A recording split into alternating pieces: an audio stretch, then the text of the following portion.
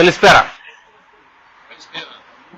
Šiandien mes dviese, kaip matote, sveikinamės, nes taip jau išėjo, kad lėkiu iš ekskursijos, o sekmadienio transliaciją taigi reikia padaryti. Ir užsukau pas bičiulį Jorgosą, kuris turi fantastiškos kanelados. Tai yra gėrimas daromas iš cinamono. Ir va toksai Jorgakis, kuris ją daro. Posachronikaniai sarti kaneladą? Paklausiu, nuo kada darai šitą kaneladą, jisai sako, nuo 2012 metų.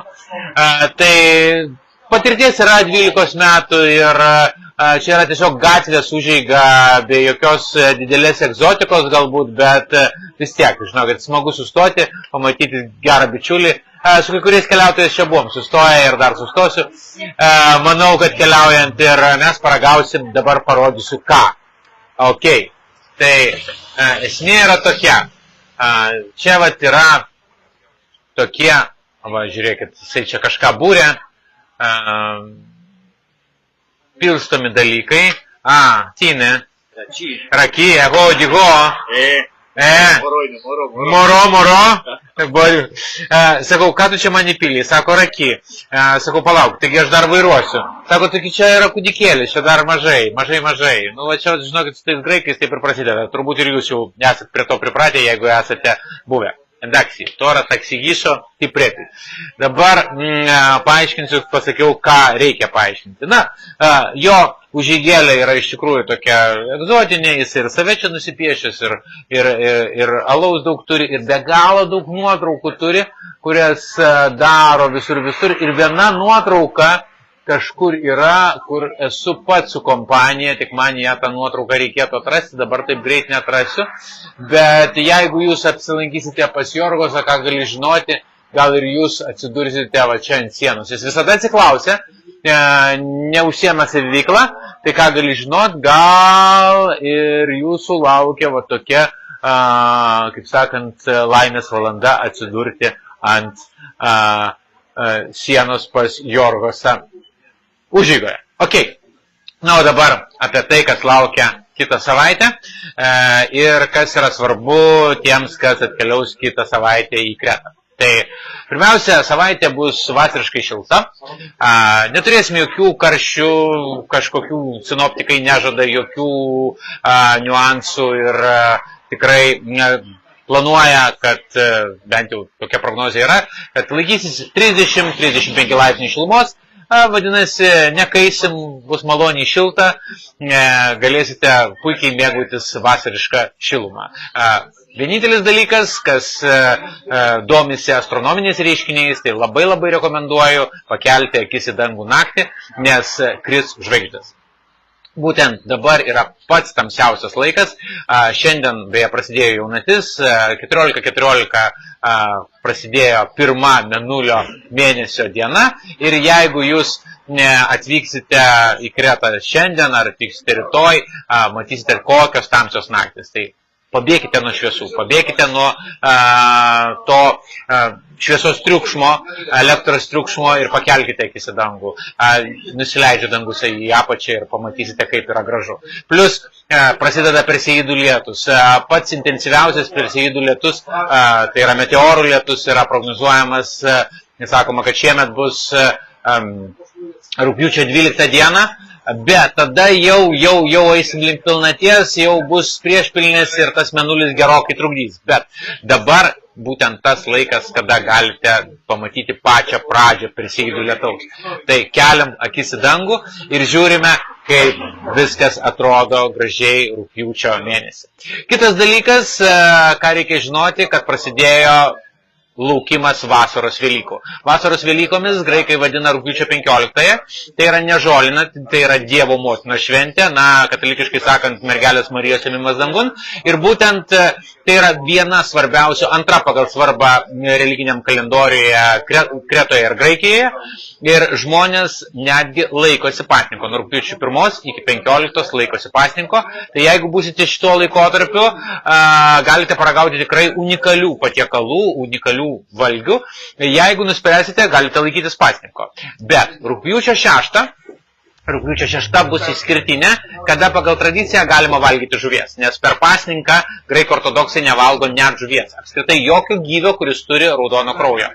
Ir rugpjūčio 6 bus galima valgyti žuvies. Kodėl? Papasakosiu rugpjūčio 6 Facebooko grupėje Atostogos Kretoje ir Santorinėje, nes būtent tenai darau tokias bemaž kasdienės apžvalgas. Dabar pastaruoju metu manęs tenai nebuvo, bet kada bus ką pasakoti, tada ir pasakoju, nes dienos tiesiog ėjo puikiausiai ir smagiausiai be tų pasakojimų. Tai rugpjūčio 6 irgi bus išskirtinė. Na, išskirtinė mums Lietuvai bus rugpjūčio 9, kodėl ir Lietuvai bus Kretoje tokia išskirtinė. Dėl to, kad čia prasidės Europos vaikinų krepšinio čempionatas vaikinų iki 16 metų. Ir tenai dalyvauja Lietuvos rinktinė. Tai tie, kas mėgstate sirgti už krepšinį, nuo savaitgalio, nuo penktadienio, užsižymėkite, kad pradedam dalyvauti rungtynėse ir sirgti už Lietuvos rinktinę, už jaunimą, už 16-mečius, kurie žais Europos čempionate čia Kretoje, Heraklione. Tai apie tai irgi papasakosiu, beje, apie tai skelbiau ir rašiau apžvalgoje viso mėnesio. Tai čempionatas jau prasideda šią savaitę. Tai dar viena svarbi diena šios savaitės kalendorijoje. Tai pasižymėkite ir ją. Kas dar? Dar žiūrint į visą kalendorių, turėtų būti dar viena kažkokia šventė, kurios jau nepametu. Turėčiau pasitikslinti, sekite tos pranešimus, vat net ir Jorgos sako, tu negali visko prisiminti, nes iš tikrųjų jau kartais sunkoka prisiminti visas tas dienas į priekį, bet tai bus religinė dar viena šventė ir bus aktuali būtent šią savaitę. Ok, iš tikrųjų nuovargis daro savo, visa diena saulėje, visa diena kelionėse ir tokia trumpa, greita apžvalga. Vieną nusiteikite keliauti smagiai ir pamatyti kuo daugiau, sužinoti kuo daugiau, paragauti tos pačios kanelados. Štai taip atrodo šitas gėrimas raudonas. Jis daromas iš ceratonijų, iš cinamono ir iš gvazdikėlių. Jeigu kažkas atvyksite pas Jorgosą, štai jisai tai vat laukia, žinokit, prie gatvės Parinas, šalia mūsų gatvė, tikiuosi jūs to paragausite. Kai paragausite, tai žinokit, liežuvis nusidažo raudonai nuo šito gėrimo. Kreta kupina visko ir Kretoje galite pamatyti visko. To jums ir linkiu per jūsų atostogas. Vienintelis prašymas, jeigu domina kažkas mano kelionės, kreiptis iš anksto, nes paskutinė akimirka labai sunku kažką siūlyti. Nors, va dabar dar vienas jums pasiūlymas. Rugpjūčio 7, trečiadienį, galiu vykti į asmeninę ekskursiją. Norit? Paprasta, manokreta.lt. Pirma nuoroda tenai yra į mano asmeninės ekskursijas. Užpildat užklausą, atsiunčiat ir mes sutarėm ir keliaujam, bet tą reikia padaryti greitai. Vienintelė diena, kitą savaitę, kai galime susitikti su tais, su kuriais dar nesusiplanavom. Su visais kitais jau esu susiplanavęs keliones. Tai rugpjūčio 7, kai galim pakeliauti kartu. Vietų į Santorinį kitą savaitę mano ekskursijose nėra. Na ir vietomis į Santorinį rekomenduočiau rūpintis tiems, kas atkeliaus kitomis dienomis. Tai tiek apie kitą savaitę. Jinai bus tikrai kupina įvykių ir pasistengsiu jau kur kas dažniau Facebooko grupėje Atostogos Kretoje ir Santorinėje pasirodyti su tom naujienom ir apie krepšinį, ir apie žvaigždes, ir apie tą pačią rugpjūčio 6, kuri labai svarbi kiekvienam graikui ir kiekvienam vyndariui, dar perspėsiu, vyndariui rugpjūčio 6 yra labai labai svarbi. Apie tai sužinosite būtent žiūrėdami mano transliacijas Facebooko grupėje Atostogos Kretoje ir Santorinėje. Tiek šiandien, geros savaitės visiems, jamas.